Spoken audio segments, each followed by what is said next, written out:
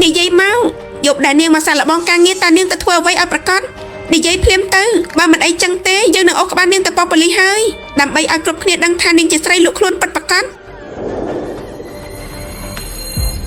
មានរឿងអីផ្អើលឆោឡោនឹងដឹងទេថាម៉ោងប្រហែលហើយនៅមកឆ្លោះគ្នានៅទីនេះទៀតលោកប្រធានហាត់មកចោះត្រួតពិនិត្យសន្តាគារហើយប៉ុន្តែឮថាគាត់ស្អប់មនុស្សស្រីណាស់ជាពិសេសស្រីដែលចូលចិត្តរត់រកក្រែរបស់គាត់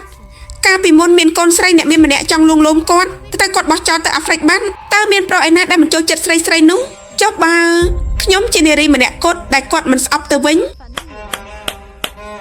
គិត4ឡានរបស់គាត់មកដល់មាត់ទ្វារហើយគ្រប់គ្នាប្រញាប់ទៅសាលធំដើម្បីទទួលស្វាគមន៍បើមានអ្នកណាធ្វើឲ្យខូចការហើយខឹងដល់លោកប្រធានហាត់ពួកយើងទាំងអស់គ្នានឹងត្រូវបណ្តេញចេញមិនខាន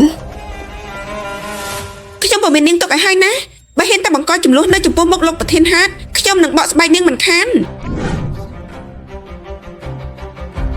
កូនសម្លាញ់ទ្រាំបន្តិចទៅណាចាំម៉ាក់បើកប្រាក់ខែម៉ាក់នឹងអាចរក្សាកូនបានហើយ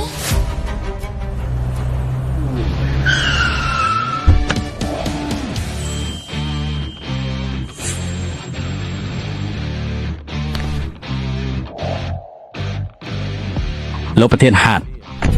លោកស្រាប់តែទិញសន្តាគារនេះភ្លាមតើអាចមកពីនារីម្នាក់ដែលខ្លាញ់ខ្លួនជាបុគ្គលិកបម្រើការប្រយុទ្ធនោះទេដឹង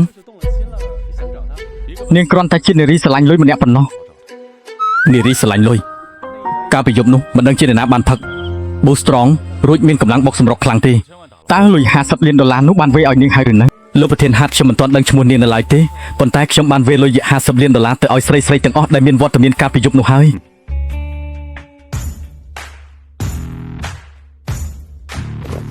សូមស្វាគមន៍លោកប្រធានហាត់